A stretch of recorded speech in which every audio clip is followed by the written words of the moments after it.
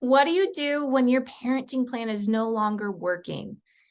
Hi, I'm Mackenzie Sorich. I'm founder of View Ridge Family Law and Estate Planning. We get this question all the time. What do I do when my parenting plan is no longer working for me or my family or my child? It is a tough place to be in because these plans are expected to last until your child is 18 years old. So what do you do when the terms no longer work? Well, you need to carefully weigh out the facts and the circumstances against the cost, both financial and emotional, of engaging in litigation again to modify a parenting plan. In Washington state, a parenting plan is required to be entered with a court when people go through a divorce, a legal separation, or custody arrangements for their minor children. It's a court order, and it's expected to be followed until your child is 18 years old. That can be a very long time if you're planning for young children or babies. And many people do not foresee the future well enough to plan a parenting plan that's going to last all the way to 18.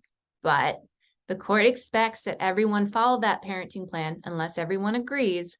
Otherwise, you can be held in contempt of court. So what are some of the reasons that support modifying a parenting plan? Well, the most common ones that we see are serious issues like a mental health problem that's gone untreated, substance abuse use, domestic violence, and it's negatively impacting the parenting. Those are all solid grounds to move forward with.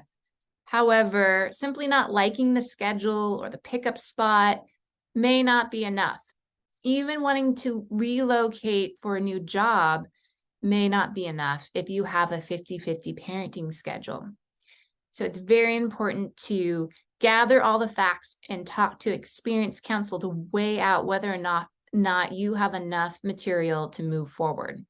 Petitioning the court to modify a parenting plan can be a little like entering a maze.